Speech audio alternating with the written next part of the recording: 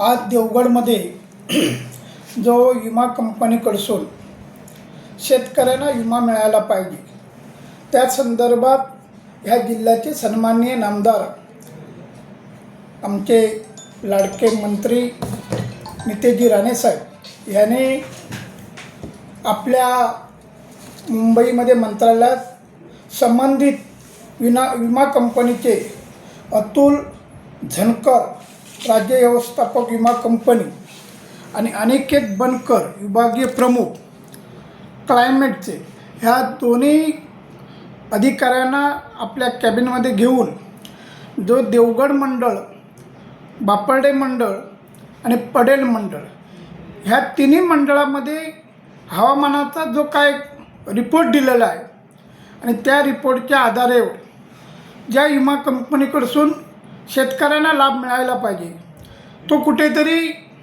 लाभ न मिळण्याचं काम संबंधित जे अधिकारी विमा कंपनीचे आहेत आणि विभागीय प्रमुख अनिकेत बनकर हे काही तांत्रिक बाबी पुढे करत असतात. पण आमच्या ह्या जिल्ह्याचे सन्माननीय पालकमंत्री नितेशजी राणेसाहेब यांनी आपल्या कडक इशाऱ्यामध्ये त्यांना सूचना दिलेल्या आहेत की माझ्या तिन्ही मंडळामध्ये बापर्डे मंडळ, पडेल मंडळ आणि देवगड मंडळ हे तिन्ही मंडळामध्ये आंबा पीक जे नुकसान झालेलं आहे आणि ज्या शेतकऱ्यांनी विमा कंपनीकडे पैसे भरलेले आहेत, आत्ताच आम्ही जी माहिती घेतली त्याप्रमाणे बापर्डे सर्कलमधून 78 लाख रुपये हे विमा कंपनीकडे शेतकऱ्यांनी भरलेले आहेत. त्याचबरोबर पडेल मंडळमधून 28 लाख रुपये भरले गेलेले आहेत आणि देवगड मंडळमधून 66 लाख रुपये भरलेले आहेत. म्हणजे 1.5 कोटीचा हा विमा कंपनीकडे आज पैसा जमा आहे शेतकऱ्यांचा. आणि ह्या तिन्ही मंडळामध्ये कुठेतरी तांत्रिक प्रॉब्लेम दाखवून कुठेतरी ह्या शेतकऱ्यांना जो विमा कंपनीकडून लाभ मिळायला पाहिजे तो कुठेतरी मिळेल ह्या दृष्टिकोनातून काही तांत्रिक बाबी पुढे करत आहेत. पण आज या देवगड तालुक्यात माझ्या पंचायत समितीच्या सभापती दालनामध्ये सर्व आज पडेल मंडळातले बापर्डे मंडळ आणि देवगड मंडळ या संबंधित त्या गावचे सरपंच या माझ्या कॅबिनमध्ये येऊन आपण त्यांना सर्वांना ह्या तिन्ही अधिकाऱ्यांना आणि कृषी आमच्या ज्या पाटील मॅडम आहेत यांनाही समोर बोलवलेलं होतं.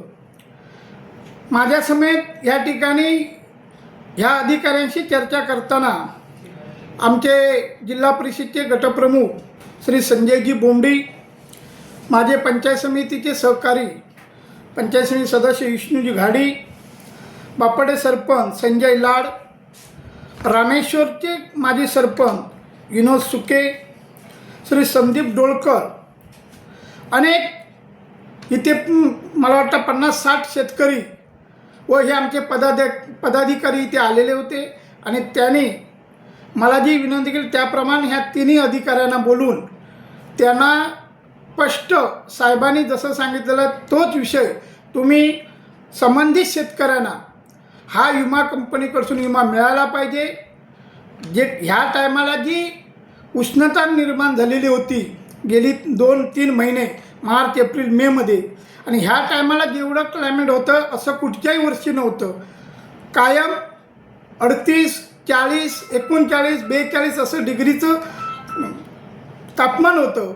आणि काही तांत्रिक चुकीची मला वाटतं त्या मशिनरीतून गोष्ट हे पुढे दाखवत आहेत की 36, 37, 36, 9 पॉईंट असं न करता ह्या संबंधित शेतकऱ्यांना तात्काळ ह्या विमा कंपनीकडून साहेबांनी आदेश दिलेले आहेत.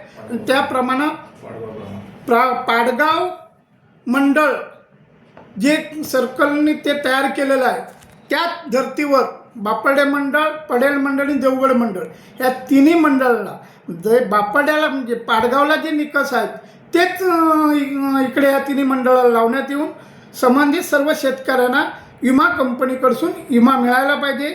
कारण ह्या तिन्ही मंडळमधून 1.5 कोटी रक्कम ही विमा कंपनीकडे 2025-26मध्ये भरली गेलेली आहे.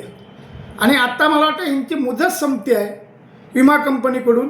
त्यामुळे कुठेतरी प्रश्न निर्माण करून आपली बाजू त्यामधून मोकळी करून घ्यायला बघतायत. पण ह्या टायमाला शेतकरी पूर्णपणे हवालदिल झालेला आहे. ह्या टायमाला कुठच्याही परिस्थितीत शेतकऱ्यांना हा विमा मिळायलाच पाहिजे. कारण जी आंबा मोहर जळून गेलेला आहे, उष्णता जी निर्माण होती झालेली, त्या उष्णतेत ह्यावेळी आंबा पीक कुठेही या देवगड तालुक्यात 80% पूर्णपणे शेतकऱ्यांचं नुकसान झालेलं आहे. स्पष्ट शब्दामध्ये ह्या विमा कंपनीकडून विमा आम्ही मिळवून देऊ असं वरिष्ठांशी माझं बोलणं झालं आणि साहेबांनी त्याप्रमाणे आदेश दिलेले आहेत आणि त्या आदेशाचं पालन संबंधित डिपार्टमेंट करतील आणि त्याप्रमाणे शेतकऱ्यांना विमा मिळवून देण्यासाठी आम्ही पालकमंत्र्यांच्या पाठोपाठ आम्ही इथे तालुका सभापती म्हणून आम्ही प्रयत्न करतो आहे आणि पालकमंत्री साहेबांनी ते आश्वासन दिलेलं आहे. धन्यवाद.